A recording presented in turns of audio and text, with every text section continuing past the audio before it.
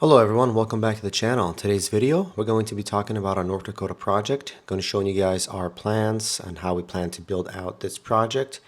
Before we get started on it, we are basically bringing all of our equipment there, truck, trailer, getting everything up and going over there in North Dakota, as well as going there for the time being to build out everything. But in the meantime, before we're there, we want to show you guys our plans here. So this is the 8 megawatt farm. And I'm talking about the transformers, the containers, the placement, the adjustments, things like that. Give you guys an idea of how it's going to be built. So if you think that's interesting, you know what to do. Hit like on the video, subscribe to the channel, and go to cryptollc.org. If you're looking to set up your own data center, looking for us to help you get that done, or you want to jump in with us in North Dakota, get yourself half a megawatt, and so on. So if you think that's interesting, you know what to do. And before we get started, Bitcoin saves your wealth and Jesus Christ saves your soul. All right, so here's our 3D modeling for North Dakota. This, you can imagine there's a road right here, right? There's a road right here. And there's going to be some oil pipelines that were installed. There's an easement on our property for those oil pipelines. So there's going to be an extension. So actually it's going to be road over here, oil pipelines, and after those oil pipelines is where this pole is going to come down. And this pole then goes out to the road and connects to the power lines on the road. After that, we're going to have the pole come down. Everything's underground, so it's going to come down, go to the primary meter. This is the primary meter right here. And then once it hits the primary meter, it's going to keep going all underground, and it's going to go to our disconnect cabinet. So it's either going to be a cabinet or it might be another pole for disconnect switch. We'll see what the electricians say, one or the other. It's going to go to that disconnect cabinet, and then from that disconnect cabinet, it's going to continue on to the transformers. It's going to go to transformer, then it's going to daisy chain from this transformer to this one, and then from this one over to this one over here. So we have 3 transformers, 3 megawatts each. The site is only 8 megawatts, so one of the transformers is only going to be loaded 1/3 of the way. Then we have our containers, 1, 2, 3, 4, 5, 6, 7, 8, and then this one over here is a spare container we plan on using just for like spare parts. Maybe we'll put like the internet connection in there. Like I put a PC in there, maybe things like that.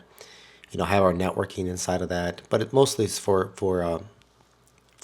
parts and things like that. So all those containers, that's how they're placed.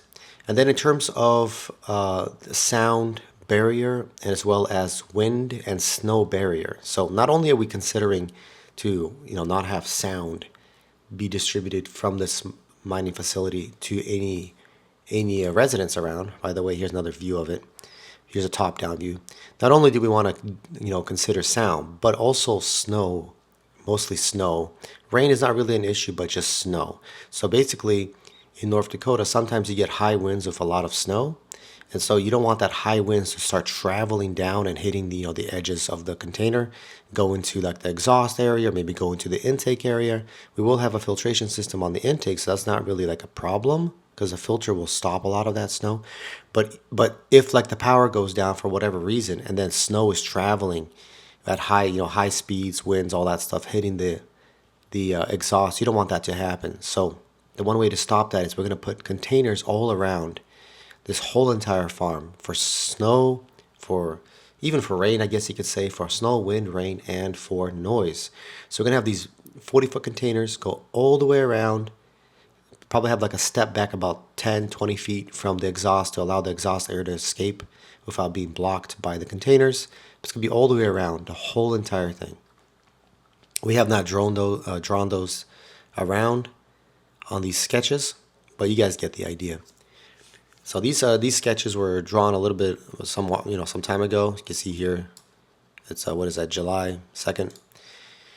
But everything changes obviously when you actually get to the site and you start building, because you might have like maybe a bigger distance, a larger distance between the containers.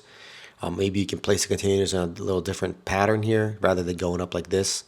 Might actually have some containers come down, so we'll see, but mostly this is not going to change for the most part, but it could anyway.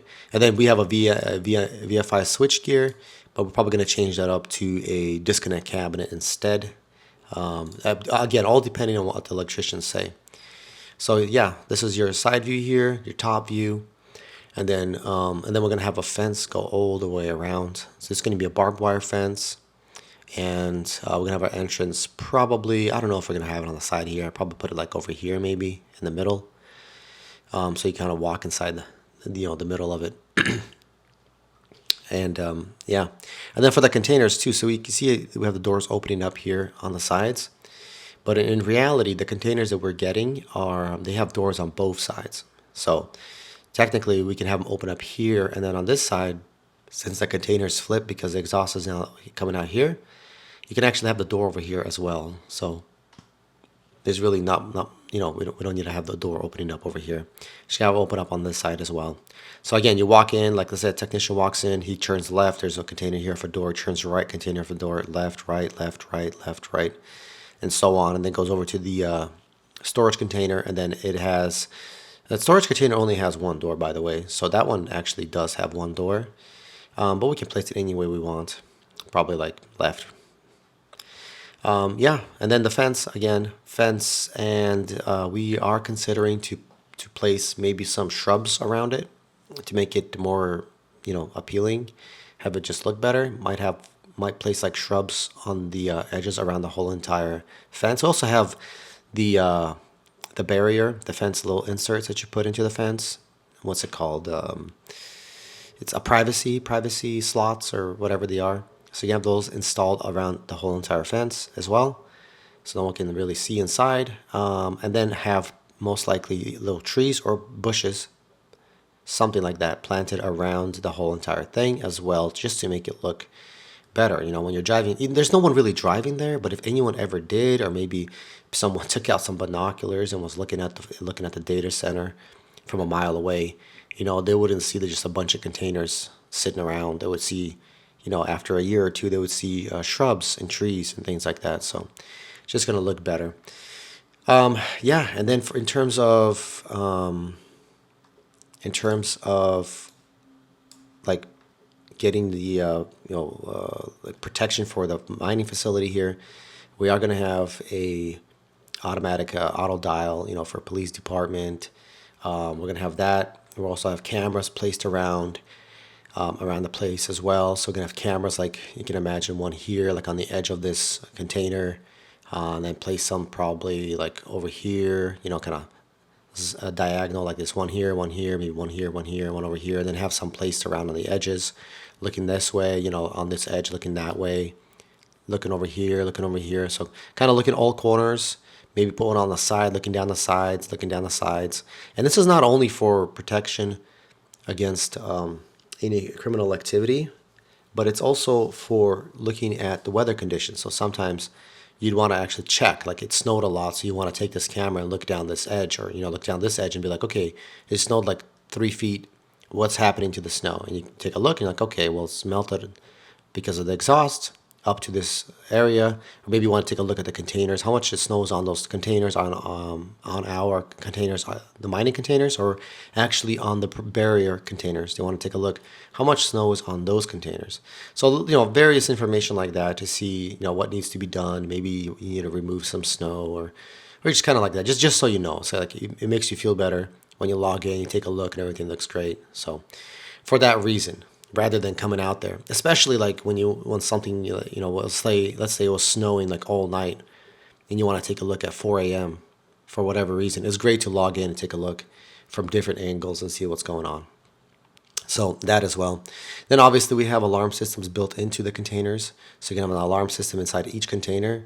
So if someone opens the door with the alarm being activated, right? No one disarmed the alarm, it's still active, and you open the door to a container, then the alarm goes off, and then that automatically sends notifications to the technicians, sends notifications to myself, to my partner, so we all get those notifications as someone opened the door without turning the alarm off. And then we can immediately log in and look at cameras and see what's going on. But then if no one, you know how it works, if no one picks up the phone, if no one turns off the alarm, and then after some time, it'll automatically call the police department to the mining facility.